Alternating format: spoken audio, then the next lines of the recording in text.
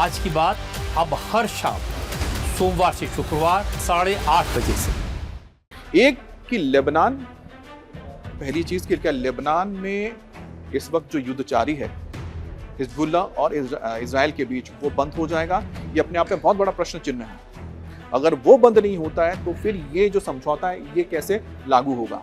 क्योंकि इजराइल ने साफ कर दिया है जो ये डील हुई है ये ईरान और अमेरिका के बीच में हुई है।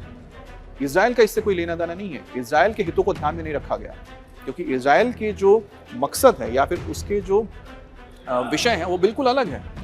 वो चाहता है कि पूरी तरह से ईरान के अंदर रजीम चेंज हो जाना चाहिए, जो इस्लामिक वहाँ पर सत्ता है वो हट जाना चाहिए, और किसी भी लिहाज से कोई भी परमाणु कार्यक्रम या हथियार और साथ ही साथ लॉन्ग रेंज मिसाइल का जो कार्यक्रम है उसे भी ईरान को बंद करना होगा। लेकिन ये तमाम चीजें तो है नहीं इस वक्त इस MOU में या फिर इस डील में। तो ऐसे में इजराइल क्या मानेगा, ये अपने आप में बहुत बड़ा प्रश्न है। दूसरी बात है कि अमेरिका ने जो कहा है कि परमाणु हथियार नहीं बना सकता है ईरान, साथ ही साथ उसके पास जो एनरिच यूरेनियम रखा हुआ है वो भी वापस करना होगा या फिर उसको नष्ट करना होगा। और दूसरी बात है कि आखिरकार कितना यूरेनियम वो इस्तेमाल कर सकता है, अगर इस्तेमाल करेगा अपने न्यूक्लियर पावर प्लांट के लिए तो कहाँ से आएगा? अब ईरान की ओर से कहा जा रहा है कि हमने तो बहुत पहले ही नॉन प्रोलिफरेशन जो आपके न्यूक्लियर ट्रीटी है, नॉन प्रोलिफरेशन ट्रीटी में साइन कर दिया है, जिसके तहत हमने पहले ही कह दिया था कि हम परमाणु हथियार नहीं बनाएंगे। अब उसी को वो एक बार फिर से कह रहा है कि हम इसको रिफर्म कर रहे हैं, कि हम फिर से कह रहे हैं कि हाँ हम ऐसा नहीं करेंगे। लेकिन अमेरिका ये चाहता है कि ईरान की ओर से बात आए कि हाँ हम नहीं बनाएंगे। हालांकि इसको लेकर अब आगे लंबी चर्चा होगी और इसके लिए इंटरनेशनल एटॉमिक एनर्जी एजेंसी के जरिए ये आगे बातचीत चलेगी, और साथ ही साथ संयुक्त एक निगरानी तंत्र बनाया जाएगा जिसके तहत देखा जाएगा कि जो शर्तें ईरान ने रखी है वो अमेरिका मान रहा है कि नहीं मान रहा है, और अमेरिका ने जो शर्तें रखी है वो ईरान मान रहा है कि नहीं मान रहा है।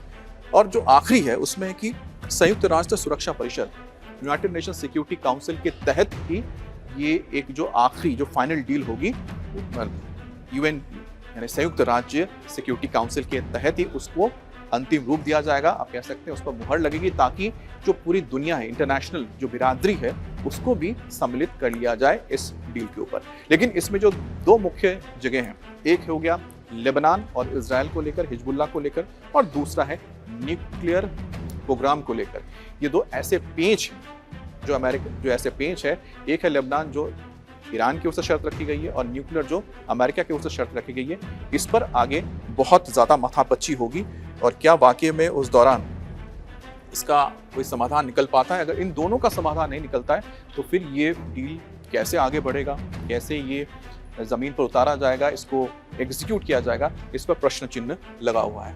अब आखिर में आपको बताते हैं कि जो डील को लेकर लगातार चर्चा हो रही है कि डोनाल्ड ट्रंप की डील कैसी है, ओबामा ने 2015 में डील की थी तो वो डील कैसी थी, और ओबामा के डील को जिस तरह से डोनाल्ड ट्रंप ने नकार दिया था, कहा था कि बकवास डील थी, एक तरह से हाथ में पैसा पकड़ा दिया था और उसका कोई फायदा नहीं हुआ है। तो आप देख लीजिए दोनों डील में क्या समानताएं या फिर असमानताएं हैं। ओबामा ने जो डील की थी, ठीक है, उसमें आप देख सकते हैं न्यूक्लियर प्रोग्राम, फोकस था न्यूक्लियर प्रोग्राम ओनली, और यहाँ पर nuclear issue plus broader regional security यहाँ पर डोनाल्ड ट्रंप ने रखा है कि वहां पर तक कि आप न्यूक्लियर प्रोग्राम अपना बंद कर देंगे। यहाँ पर कहा जा रहा है कि न्यूक्लियर हथियार तो बना ही नहीं सकते और प्रोग्राम भी बंद करना, साथ ही यूरेनियम को भी आपको वापस देना होगा। अब इसमें डिटेल दिया गया था कि एनरिचमेंट, उसके बाद कितना स्टॉक रख सकते हैं, कितना इस्तेमाल कर सकते हैं अपने न्यूक्लियर पावर स्टेशंस के लिए, जिसके तहत ही उसने एनरिच करना शुरू किया था। यहाँ पर तो सीधी सी बात है कि आप पूरी तरह से बंद कर देंगे, आप कर ही नहीं सकते, एनरिच ही नहीं कर सकते। फिलहाल अमेरिका की ओर से ये शर्त रखी गई है।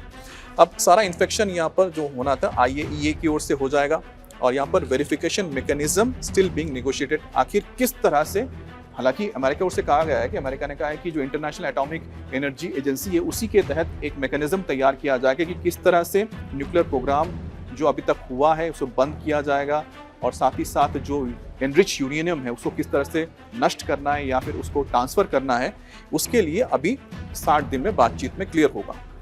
इसके अलावा न्यूक्लियर रेस्ट्रिक्शंस हटाने को लेकर, सैंक्शंस जो हटाने को लेकर बात हुई थी, अब potential sanctions relief tied to broader agreement. अब यहाँ पर था कि lift in exchange for nuclear restrictions, वहाँ पर सैंक्शंस हटा लिया गया था, तेल बेचने की इजाज़त दी गई थी, ये कह कर कि हमने जो आप पे पाबंदी लगाई है न्यूक्लियर प्रोग्राम को लेकर उसको आप मानिए। तो ये ओबामा ने कहा था। यहाँ पर है कि हम हटाएंगे, लेकिन उससे पहले आपको जो हमारी शर्तें हैं माननी पड़ेंगी। ये डोनाल्ड ट्रंप के इस MOU में है या फिर डील में है। अब इसमें Iran, US, UK, France, Germany, Russia, China और EU यानी कि यूरोपियन यूनियन को शामिल किया गया था, पार्टी बनाया गया था जब वो डील साइन हुआ था।